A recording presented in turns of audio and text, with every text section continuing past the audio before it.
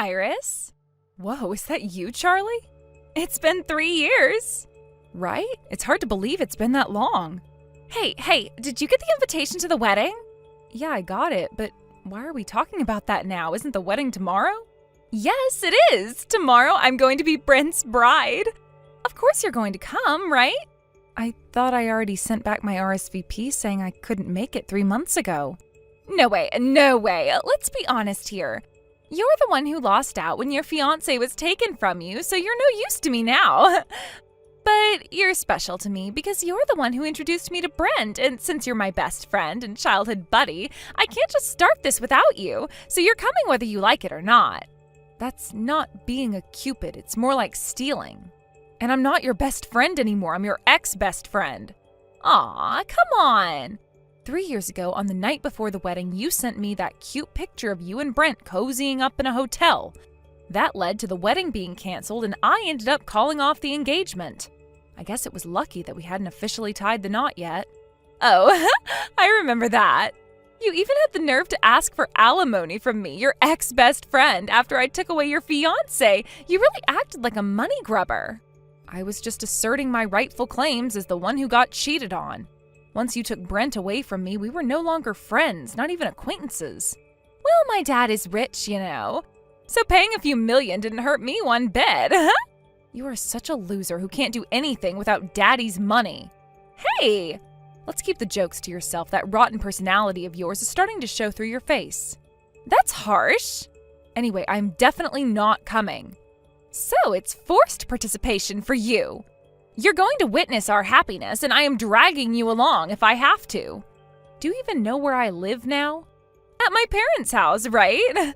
I heard you went back home after losing Brent, all in shock from being stolen from me. That's old news. Huh? Isn't it? The reason I declined the invitation is that there's obviously no benefit for me, but also because it's just not physically possible to make it. Physically impossible?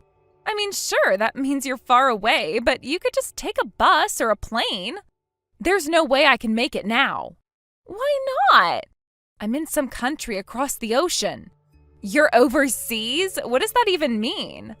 Right after the engagement was called off, I received orders for overseas deployment, so I'm living here now. Oh, and the invitation you sent reached my parents' house, so I had my mom send back my RSVP saying I can't make it. So there's no way I can be back in time for the wedding tomorrow. It's just not physically or geographically possible. What? Well, that's that, so bye-bye. Wait just a minute. Come on, don't hang up on me. You're really not coming? I told you I can't. I really want you to be there. I mean, I didn't think you'd actually be able to come because of all that drama, but now that I know you're not in town, what if I help arrange your travel? You think that's possible with such short notice? I don't know. I'll figure something out. You really don't get it, do you? I'm literally on the other side of the world. I can't just hop on a plane last minute. Why not? Because it's not just a quick flight. It involves time zones, layovers, everything. You know how travel works. I get that, but it's your best friend's wedding. Ex-best friend. Fine, but still. I really want you to come. I can't start this new chapter without you there. You've been part of my life for so long. We're still friends, right? I mean, we were until you took my fiance. Come on, that was 3 years ago. And it still stings. You don't just forget something like that. Okay, but what if I apologize? I didn't mean for things to turn out that way. Oh, really? Because it seemed pretty intentional at the time. You know, I was young and stupid. I was confused and I just got caught up in the moment. Maybe, but that doesn't change the fact that it hurt me. I get it, but now I'm trying to move on and start fresh. I want to celebrate with my closest people, and that includes you. You say that, but what do you expect me to do? Fly back just because you want to have a celebration? Yes, exactly. Come on, you know how important this is to me. I know, but you could have thought about that before you went and stole Brent. I'm not asking you to forgive me. I'm just asking you to be there for me now. This isn't about me forgiving you. This is about you facing the consequences of your actions. Well, I can't change the past, and neither can you. Can we move on from it? Not a chance.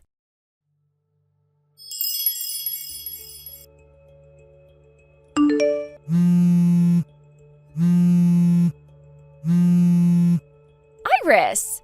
Hey, wait a minute. What have you done? This is definitely your fault, isn't it?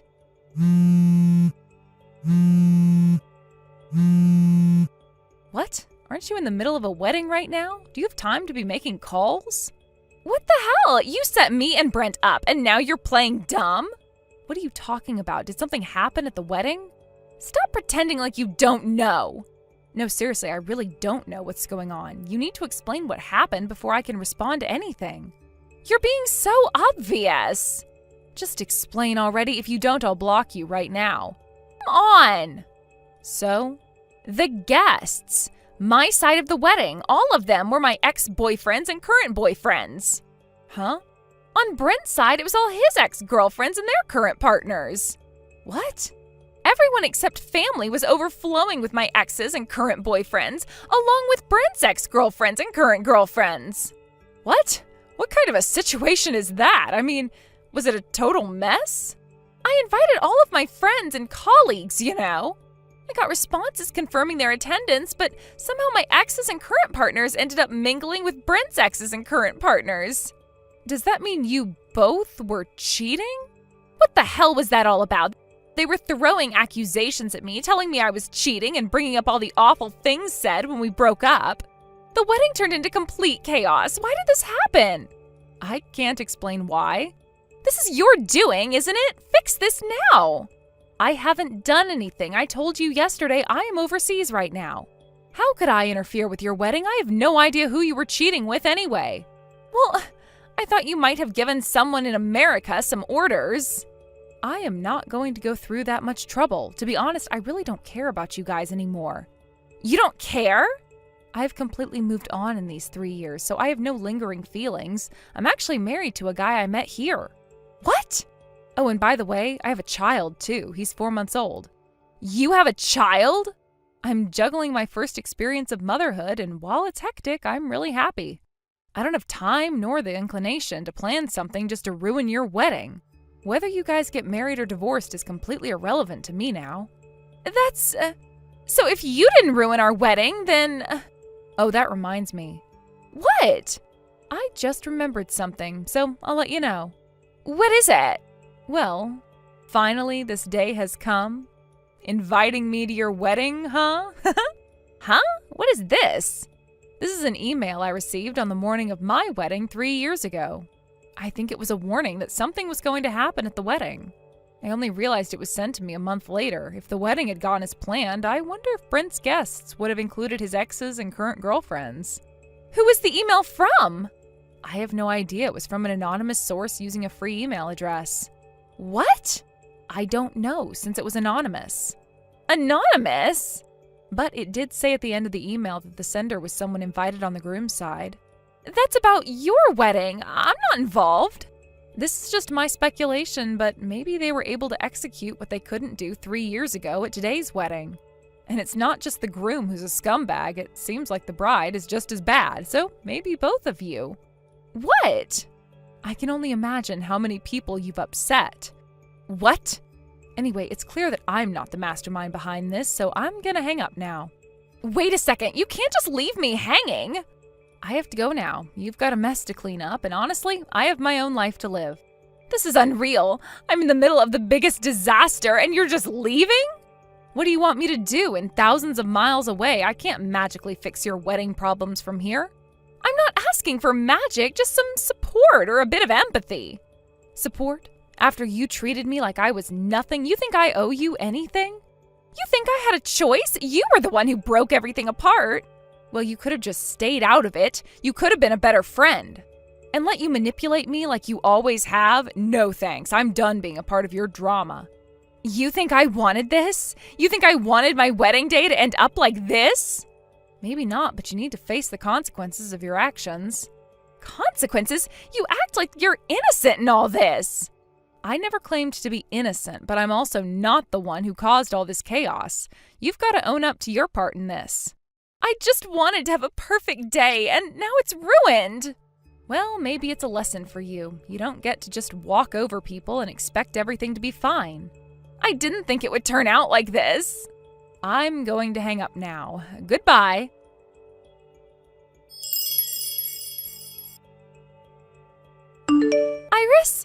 Hey, can you lend me some money? Oh, Charlie. Are you seriously asking for money again? Don't you have any shame left? You have no right to lecture me. You're partially responsible for this mess, too. You should at least want to help me out. Well, my involvement is only because I'm the victim here. I was the one who had my fiance stolen from me, remember? Just give me the money. $50,000.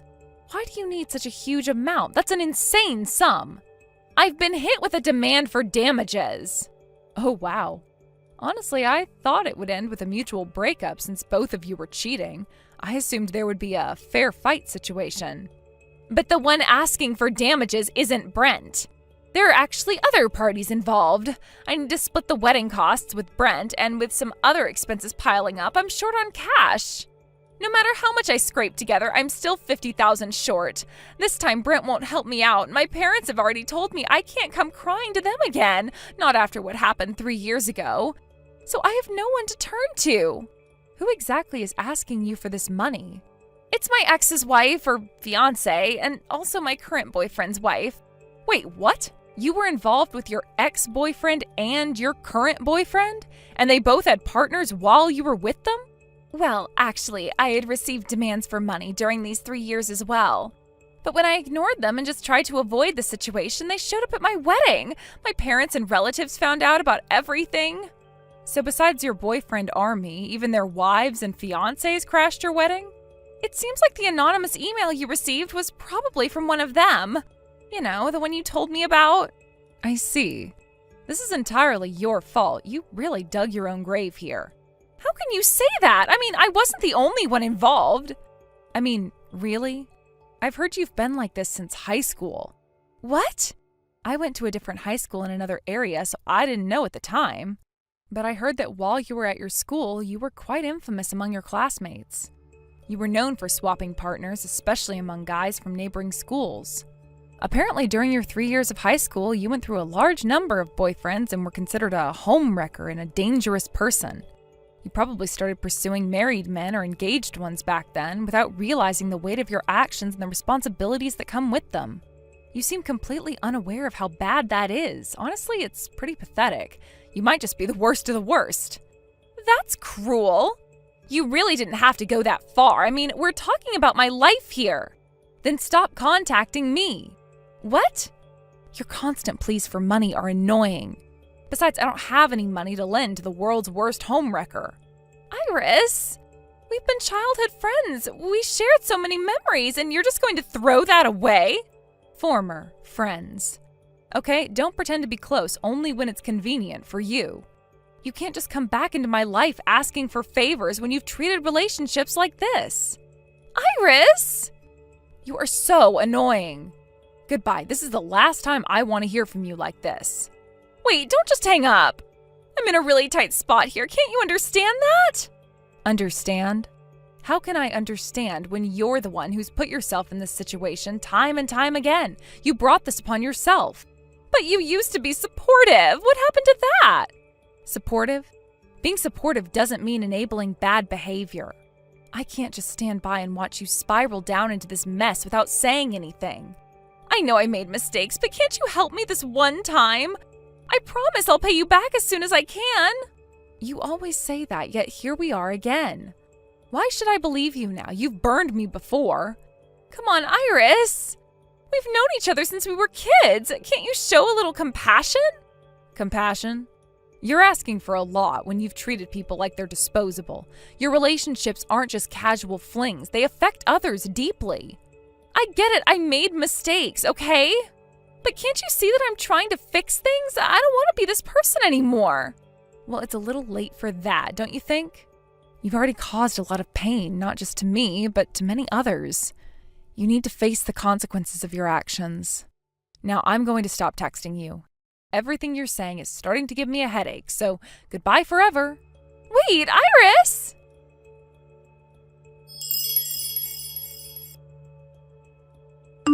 As I blocked Charlie's phone number, I couldn't help but wonder how things had ended up like this. What went wrong?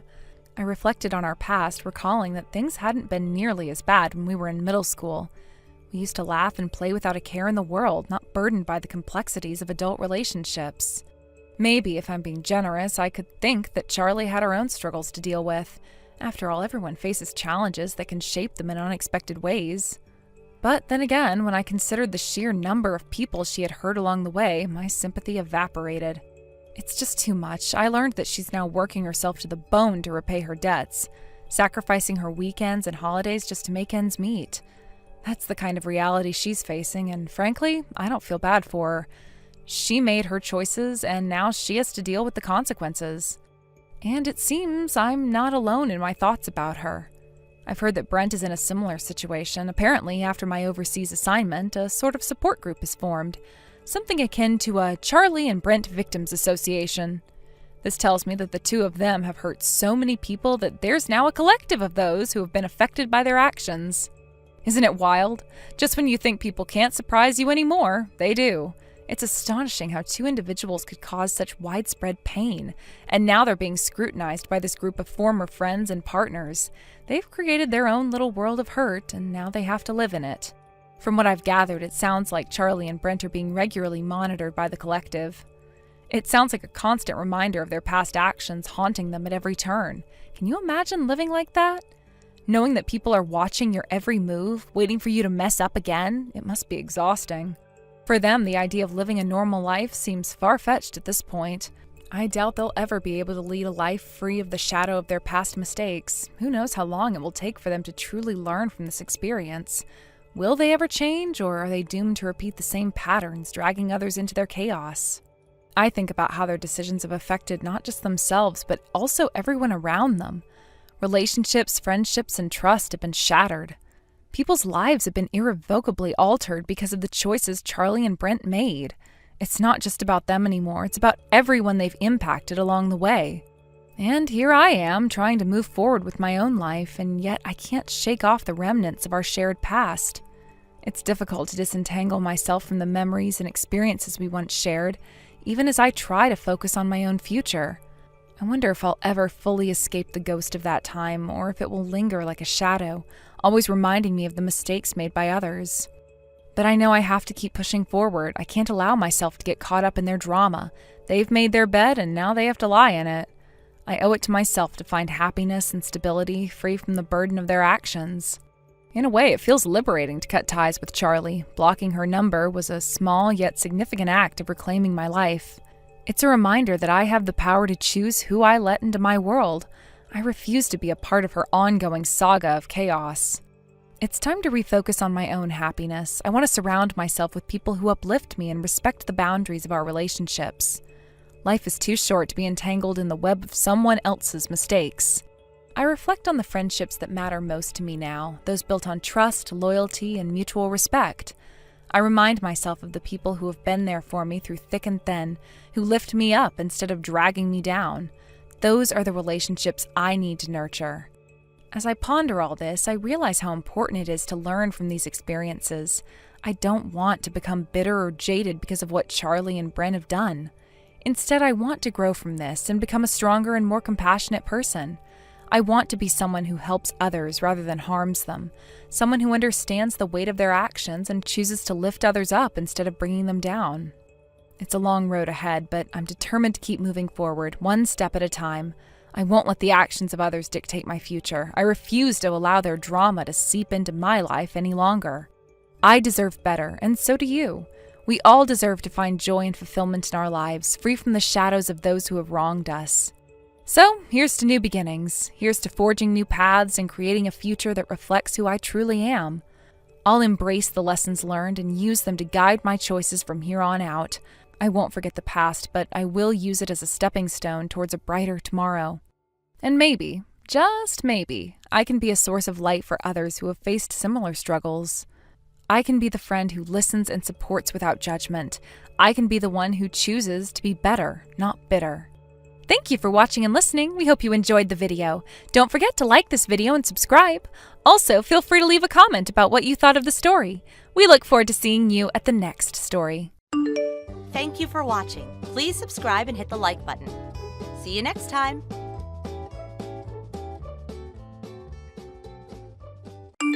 Matt, listen, I know this is right after the wedding, but I'm going to live separately. I've thought about this a lot today, and I think it would be the best option for you and I for a little while.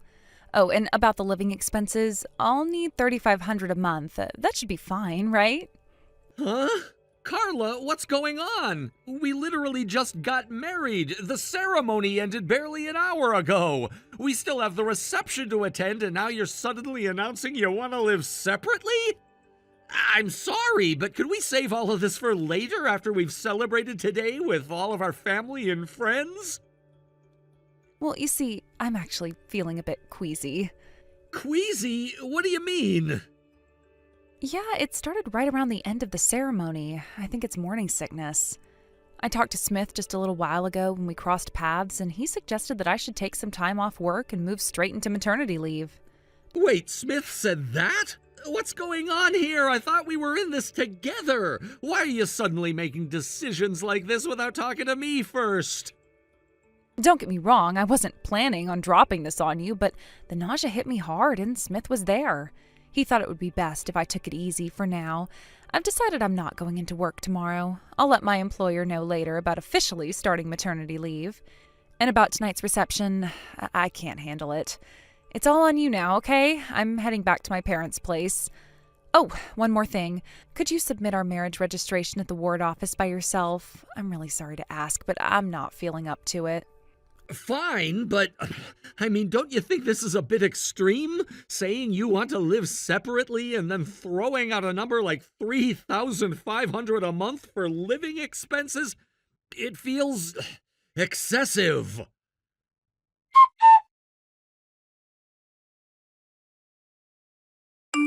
Matt, I heard something. Did you get transferred to the Michigan branch? Wait, who told you that?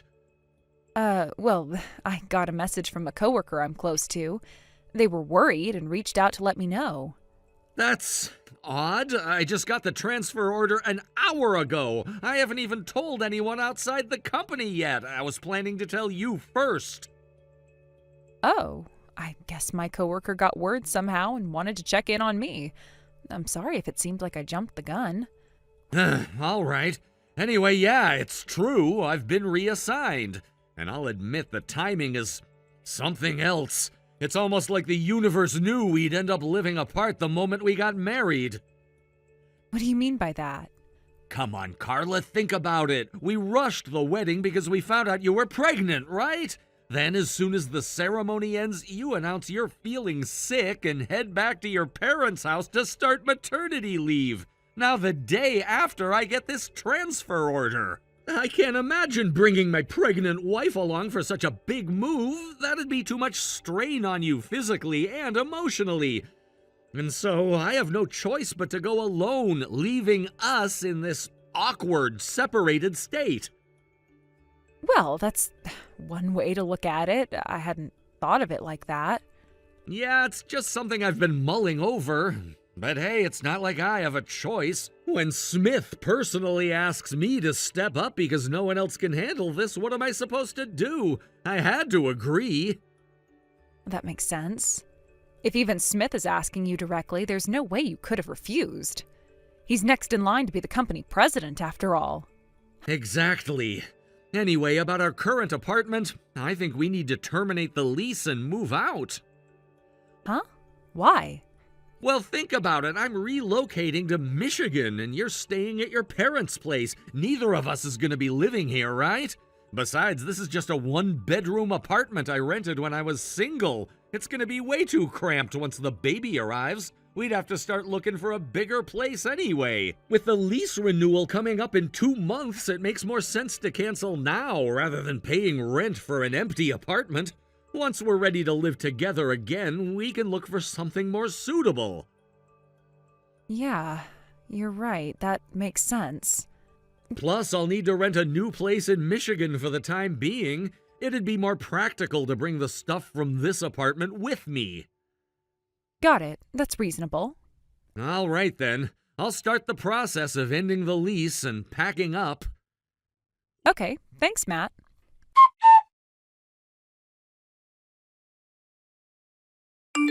Wow, that was one whirlwind of a move! Don't laugh about it. For me, this was nothing short of a battlefield. I know, man. I want to cheer you up, but honestly, I don't even know what to say to my best friend when he's going through something like this, so cut me some slack here, okay? What's that supposed to mean? No, seriously, I mean it. Still, thanks for sticking by me. Of course. So what's the plan now? How are you gonna handle this mess? First things first, I need to gather evidence. Figures, I get it. Honestly, that blurry photo I snapped in the heat of the moment probably doesn't hold up as solid proof. If only I'd been quick enough to record their damning conversation instead. Sorry about that. No, it's not your fault. If anything, you gave me a crucial lead about their scheme. I wouldn't have realized they were planning to get me out of the picture with this phony transfer. And it's already happening just like you said. Oh, by the way, my wife's friend happens to be a lawyer. She's also got connections with a private investigator. They even do online consultations. Want me to hook you up? For real? Please do. All right, I'll pass your number along to her. She'll get in touch with you soon. Thanks, man. I owe you.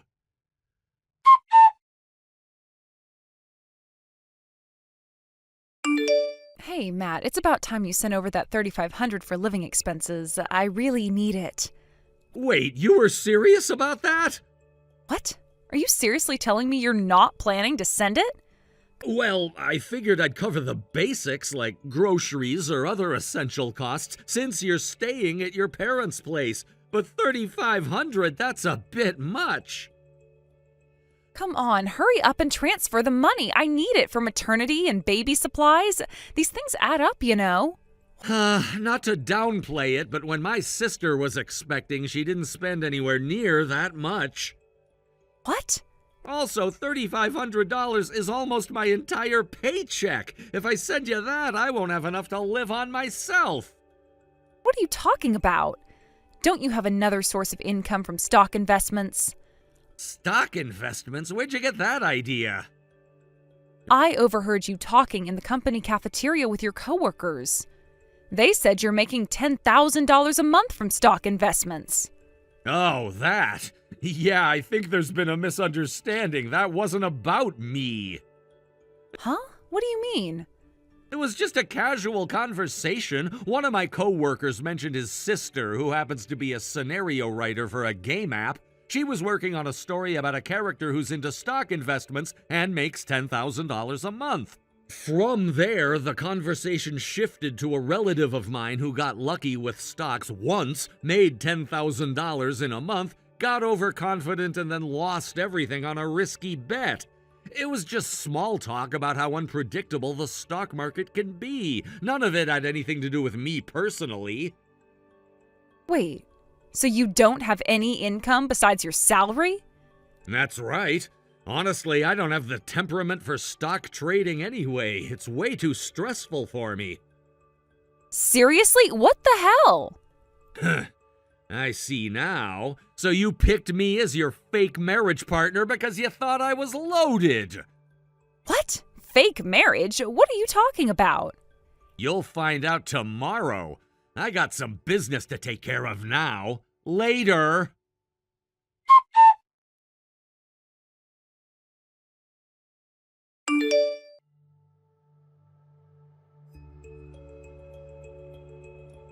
Hey, what is the meaning of this?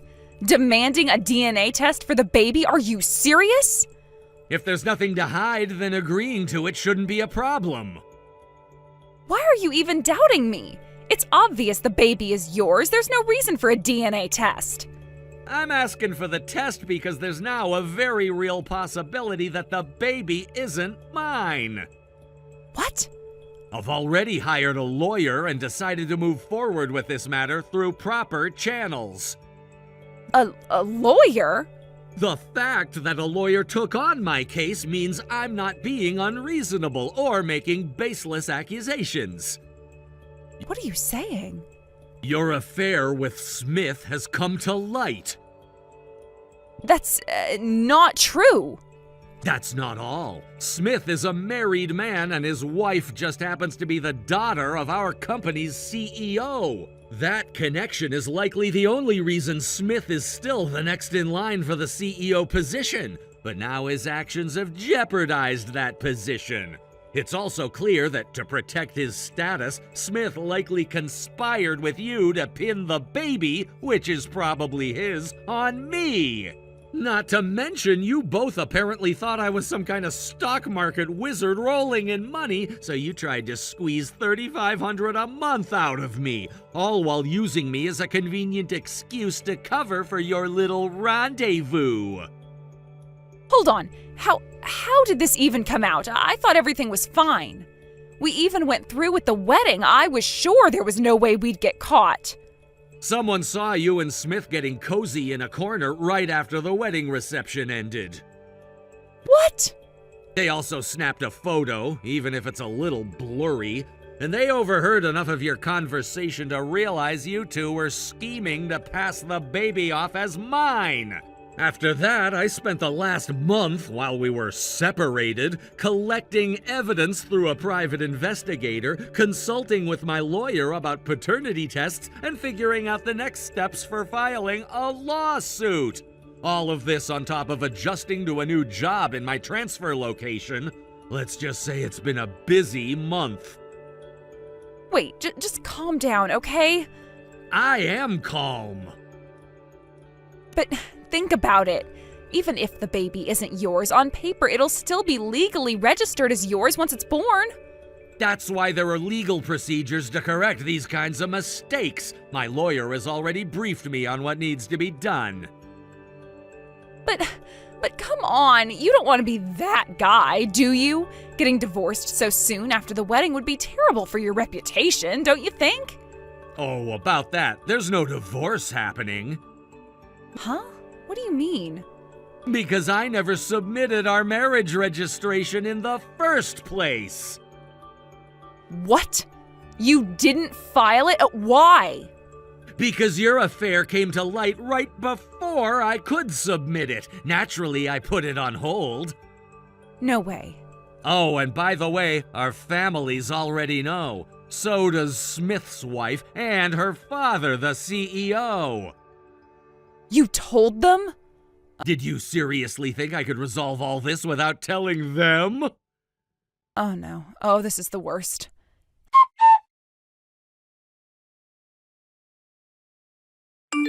Hey, Matt, could you lend me some money? Wow, you actually had the nerve to message me. Guess I forgot to block you after leaving everything to my lawyer. Oops, my bad. Wait, don't block me yet. What do you want? Will, Smith and I... Ex-department head Smith, you mean? He had to quit after the scandal, didn't he? Yes, we were forced to make it official and get married, but as soon as the baby was born, Smith's family arranged for the baby to be adopted by his brother and sister-in-law. We had agreed to cut all ties and even sign legal documents promising to never claim parental rights. Not surprising. It'd be unfair to the child to grow up knowing their parents were the product of an affair. And now, both of us are unemployed. The settlement payments wiped us out financially and we're in debt. Okay, and what's your point? Smith, my husband, won't even try to find a job. We're barely scraping by, and I was hoping you could lend me some money. Maybe we could even try again? I mean, for real this time. I could give you a child of your own. Nope, absolutely not. What? Do I really need to explain why? Matt, please. I heard you got transferred back to your original office. I'm actually outside your company right now. I'll wait for you. You can wait as long as you like. You won't see me. Huh? Why not? I quit. What? Yep, my last day was 2 days ago. You're kidding. Nope, call it perfect timing. Well, this is goodbye for real. Take care, Carla. Wait, Matt, please.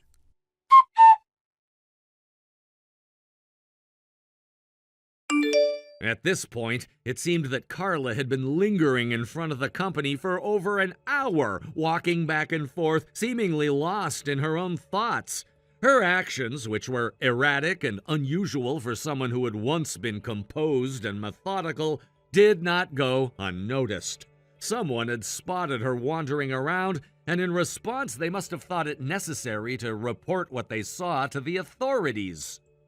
As a result, Carla ended up in a situation that nobody could have anticipated. She found herself involved with the police.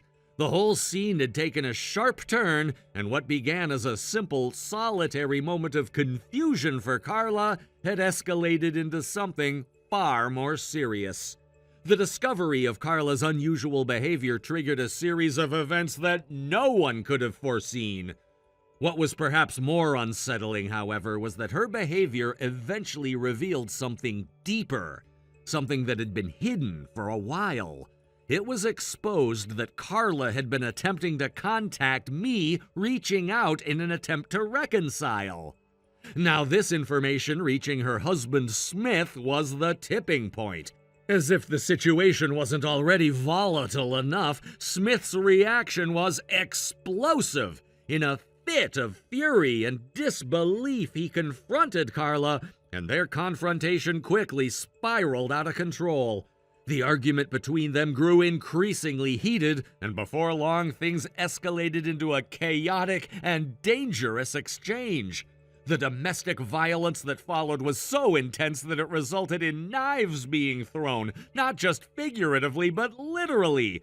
The severity of their argument, which quickly turned violent, necessitated another visit from the police. It was yet another embarrassing and damaging incident for the couple.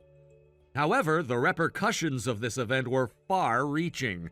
It wasn't just a case of a couple arguing or an emotional breakdown on the part of Carla. This incident had caused a ripple effect that reached their families. Both Carla and Smith had at one point been estranged from their families, but the seriousness of the situation forced both sets of parents to intervene. In a rare moment of reconciliation, the two families decided to sit down and have a serious discussion about the future of the couple. Despite the tremendous tension between Carla and Smith, the decision was made that they were not going to get a divorce immediately. This decision, rather than offering relief, only added to the bitterness of the situation. Neither Carla nor Smith were happy with this decision, but they were forced to accept it due to the pressure from both families.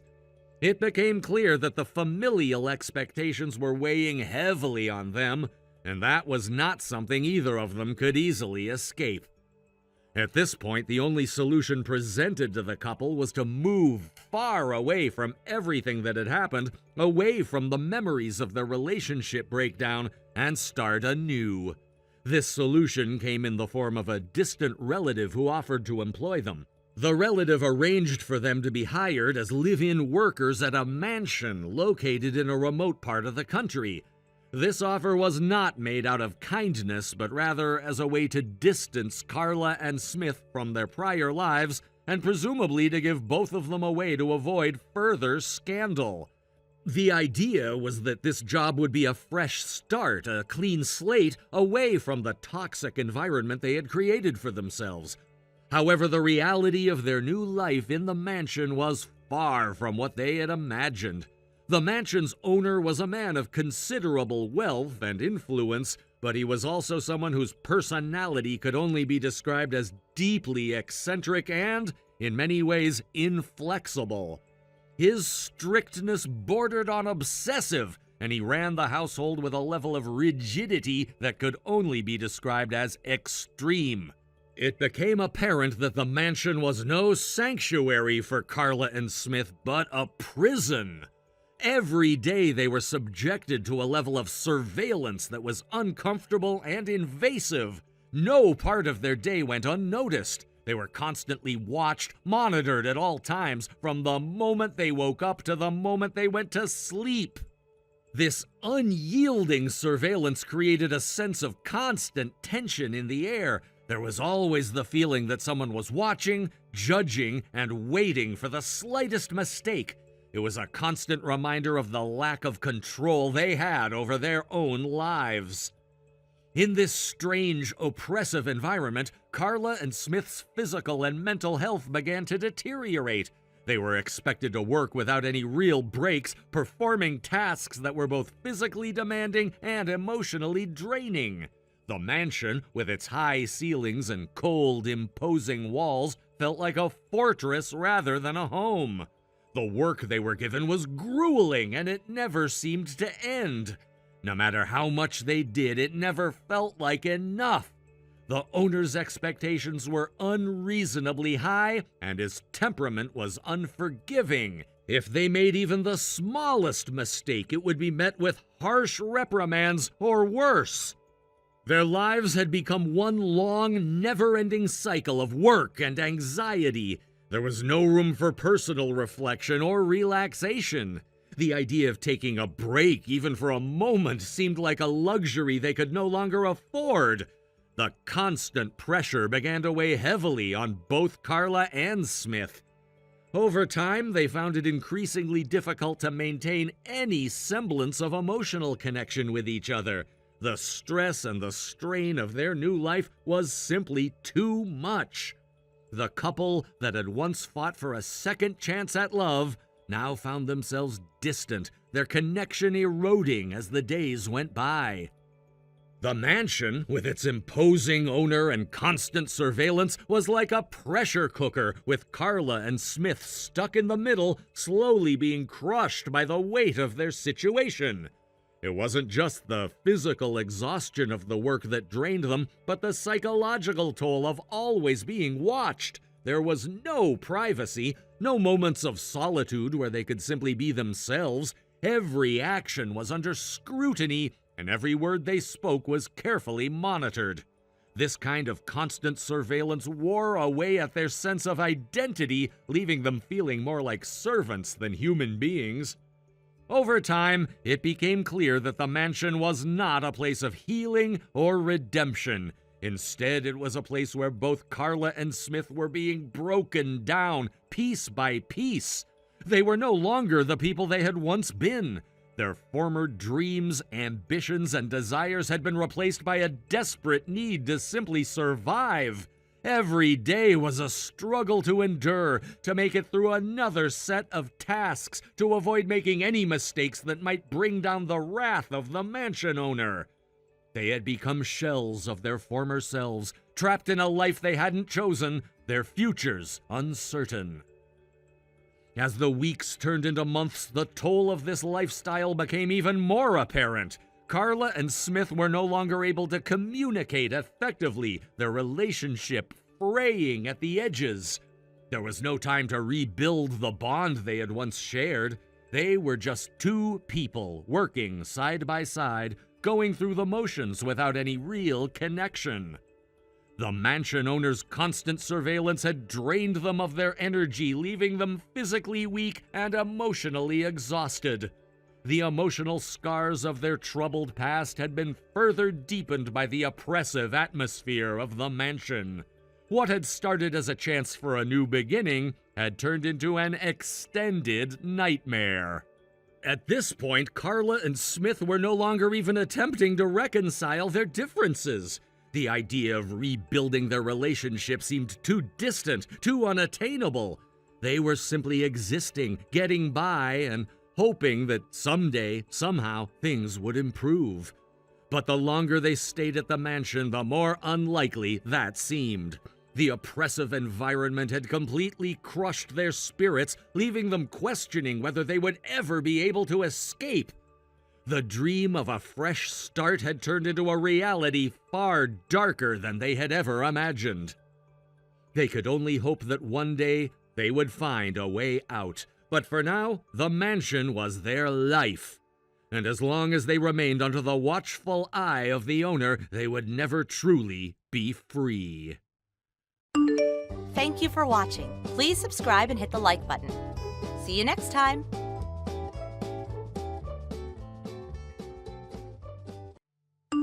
Mia, do you realize what an outrageous thing you've done? Hello, Martha. Outrageous? I'm not sure what you're referring to. Don't play dumb with me. You seduced my Kyle, convinced him to dissolve your arrangement to live together, and then just up and moved out on your own. Excuse me? Seduced him? Dissolved our argument to live together? If we're being accurate here, Kyle was the one who proposed ending the arrangement. There's no way that's true. My Kyle, who loves me more than anyone else in this world, would never suggest such a thing. I am his mother, for crying out loud. Is that so? Well, Kyle didn't tell me anything remotely like that. Maybe you misheard or misunderstood something? The truth is, Kyle and I were only living together because David was still in the picture.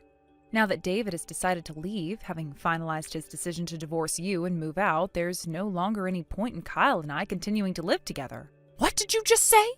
That's how things stand, Martha. If you have more to say on the matter, I suggest you take it up directly with Kyle. He is clearly holding back his feelings out of consideration for you. That's why I, his mother, am speaking on his behalf. Well, excuse me, but I'll be taking my leave now. You should have the decency to figure these things out without me spelling them out for you. By the way, I haven't received the new address for where you moved. What kind of person just leaves without notifying anyone? Mia!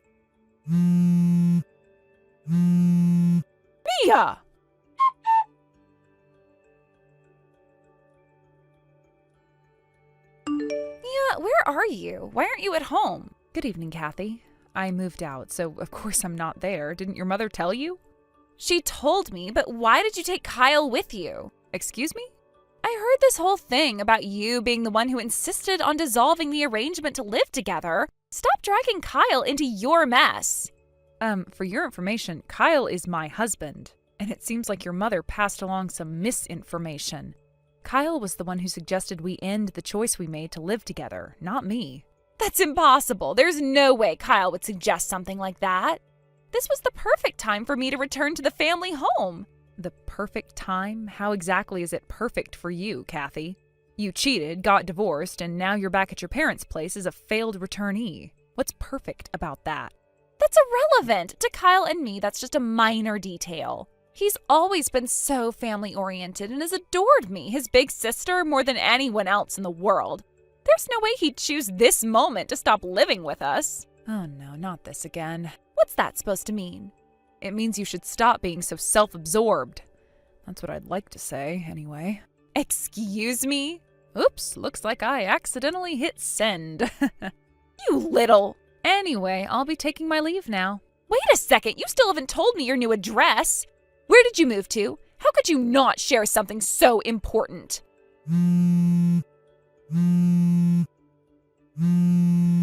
Mia!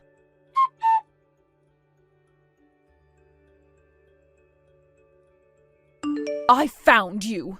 I was wondering where you'd moved, and it turns out it wasn't far at all. Just a 10-minute drive away, huh? And to think you're living in a high-rise apartment building. Even if I take the train and walk, it's only about 20 minutes. Honestly, Kyle is such a wonderful son, so thoughtful of his mother. To grant me the dream I have always had of experiencing life in a luxury high-rise like this, he's the best. At this distance, I can visit every single day, no problem. Maybe I should even invest in a commuter pass.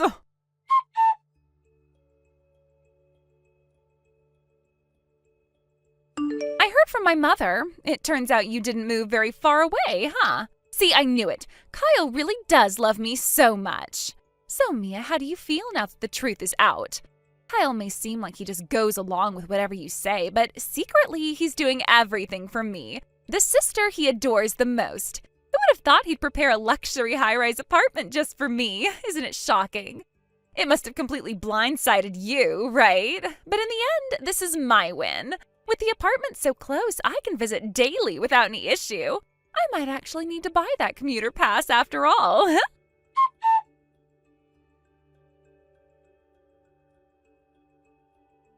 I've decided I'll be moving into that high-rise apartment with Kyle. When I thought it through carefully, I realized something important. I'm the one who's getting divorced from my husband, which means I'll have to leave this house anyway. But hey, talk about a total turnaround. This is such an incredible and lucky development for me. It's been a while, Martha. Your timing is interesting.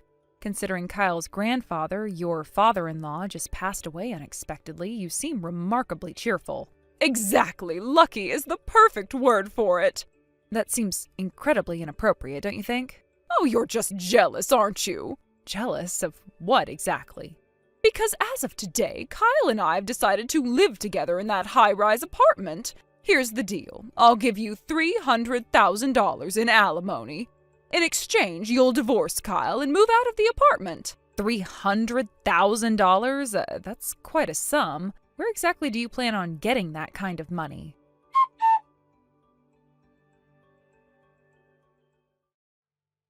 Let me explain that part. Oh, how rare. You're actually getting involved in the conversation. Huh? What's that supposed to mean?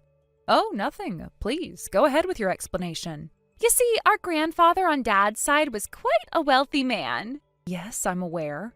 He was once the owner of a large company, and even after stepping down due to age, he continued to grow his wealth through stock investments and other ventures. Exactly, and since Dad is his only son, all of Grandpa's inheritance will go directly to him. Oh, so that's what this is about. But considering that your mother is getting divorced from your father, I fail to see how this situation is anything you should be calling lucky. Oh my, you're not as clever as I thought. Is that so? I think you might want to do a little more research before making assumptions, though. Whatever. Anyway, I'll be moving into that high-rise apartment starting today. By the way, I never got around to asking, how exactly did you manage to track down our address in the high-rise? Oh, one of Mom's friends happens to live in the same building. She said she spotted Kyle there, so she confirmed the room number for me. You're in unit 3602, right? And when exactly was this? I think she said that about a month ago. Quite a while back, then. Well, of course. If I told you about the move too early, you'd probably start feeding Kyle all sorts of sly lies. That's why I waited until after all the moving preparations were done to let you know, nice and last minute. But hey, it's not a bad deal for you either, is it? You're getting $300,000 to divorce Kyle. Not to mention Mom is getting $300 million from the inheritance, so $300,000 is just pocket change for her. Oh, $300 million, you say? Exactly. Anyway, the movers will be delivering everything tomorrow, but Mom and I are heading over by train tonight. Is that so? You'd better sign those divorce papers and pack up your essentials before we arrive. Not that showing up now will make any difference.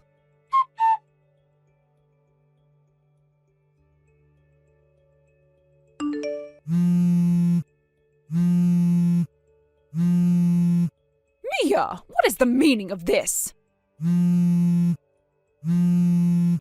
I just went to visit the 3602 apartment where you and Kyle are supposed to be living, but a completely different couple is living there. Oh my, were you able to get inside? That building's security is usually quite strict. No, I didn't get inside. When I rang the intercom for 3602, a woman answered. At first I thought it was you, so I started talking to her as if it were. But then she corrected me and said I had the wrong person. I see. At first I thought she was lying and pretending not to know me. So I told her to stop fooling around and to open the door immediately. But when I realized she wasn't budging, I got frustrated and kept arguing. And then? Then she called her husband, and both of them came down to meet me outside. So it turns out they were strangers after all. Yes, but what is going on? Who are those people? You might have met them before. At my wedding, perhaps. They're my brother and his wife. Huh? Your brother? But I thought your brother was working in Richmond. He was. He completed his 3-year assignment there and returned to the Washington headquarters just a week ago. Since the headquarters is nearby, he and his wife moved back into their home in the 3602 apartment of that high-rise. Wait, moved back? Why would your brother and his wife be living in Kyle's apartment? Pardon me, but I think there's some confusion. That apartment, 3602, has always been my brother's property. What? While he was assigned to Richmond, the apartment was rented out for 2 years under a lease. Once the lease ended, the place was vacant for a few months until my brother and his wife returned. During that time, he allowed Kyle and me to use it as a temporary residence after we ended the shared living arrangement with your mother. Temporary residence? Then now? Yes, we moved out about a month ago, once our new place was ready for us to move into. A month ago? That's around the same time I managed to figure out where you were living. Yes, it seems you were just a little too late. I can't believe this. If only I'd reached out sooner instead of trying to track you down myself. Oh, what a waste.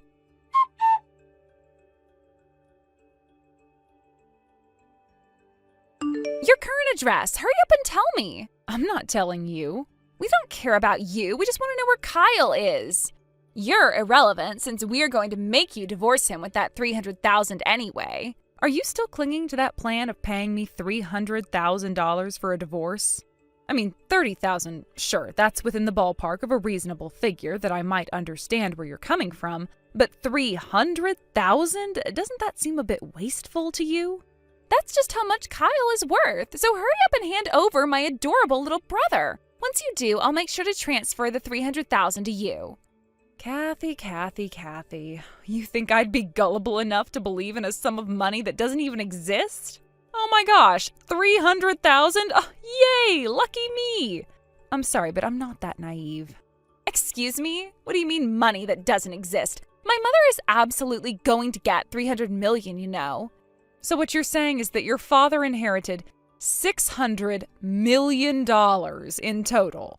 Exactly, which is why half of it will go to my mother when they finalize the divorce. Are we talking about the division of assets during the divorce proceedings? Yes, of course. Well, I'm not sure if this $300 million includes inheritance taxes or not, but let me clarify something for you. Inheritance money is not subject to asset division during a divorce. What? That's how the law works. Inheritance funds that your father received won't be transferred to your mother at all. What are you saying? If you don't believe me, feel free to ask your father directly. I heard your parents' divorce was finalized today, so I imagine all of these matters have already been settled. Wait, what? I need to check this with my mother right away.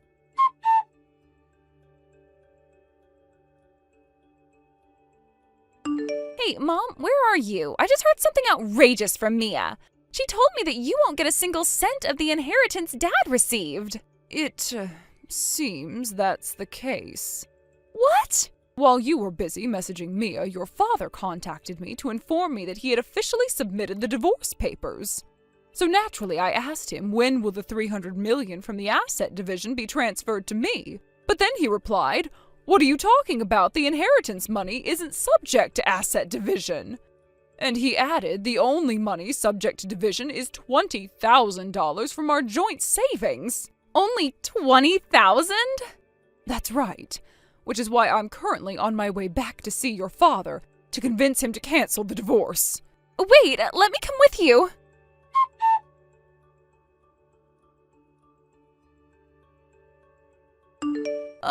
Mia, you know what I've been thinking? You don't have to divorce Kyle anymore. Let's just live together again as a family. I never had any intention of divorcing Kyle in the first place. What? David turned down the idea of remarrying you, didn't he? And now that you've realized $300 million isn't coming your way, you're panicking. But frankly, that's your issue, not mine. Oh, please, listen to me. Kathy and I are unemployed. But with both you and Kyle earning an income, surely you could support us, right? Oh, about that. Kyle is currently unemployed as well. What? What are you talking about? Wasn't Kyle working for the biggest company in the area, thriving in his career?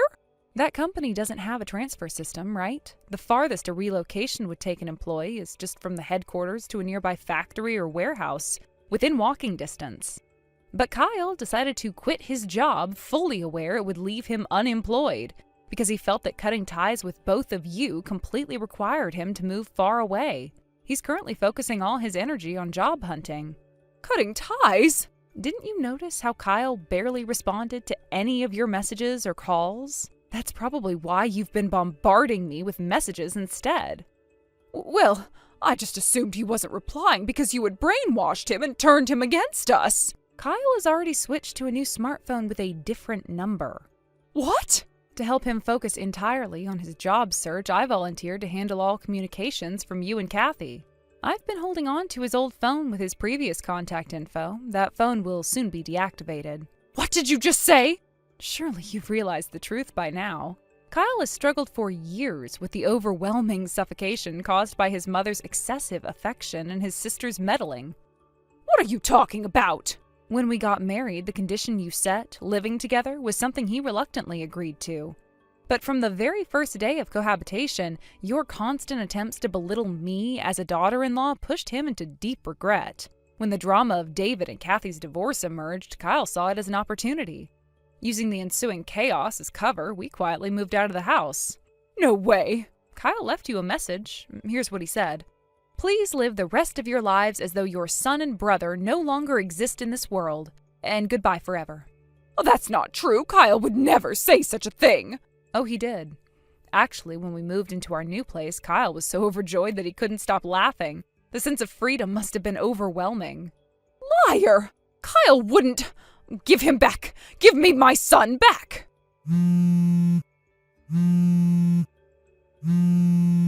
Kyle asked me to deactivate his old phone along with mine, so I'll be doing that today. What?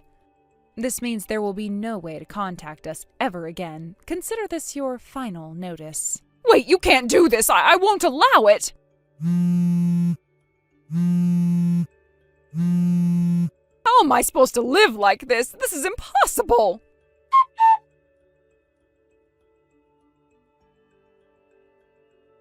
Right after this, I received a call from my sister-in-law, but I didn't bother to look at the screen. Instead, I turned off my phone completely. I had already made up my mind. It felt as though this was the only way I could create some space for myself in all the chaos that had been unfolding in my life. The call was most likely about some urgent matter, but after everything that had happened, I didn't want to deal with any more of their problems or involvement. I couldn't bear the thought of being dragged back into their web of lies and irresponsibility. I didn't even want to look at the screen, let alone listen to her voice. The last thing I needed was for her to ask me for another favor, or worse, for me to be roped into fixing yet another mess that wasn't mine to begin with. After years of supporting my husband's family through all their financial problems, constant requests for help, and emotional blackmail, I had finally reached my limit. I decided that this time I would not be a part of their game anymore. It wasn't just the phone call that led me to make this decision. It was everything that had been happening over the last few months. My in-laws had been a constant source of stress. They never seemed to understand the consequences of their actions. They never truly learned from their mistakes. They had been living in a world where they thought money could solve everything, and I couldn't keep supporting them anymore. It was not my responsibility to fix their broken lives.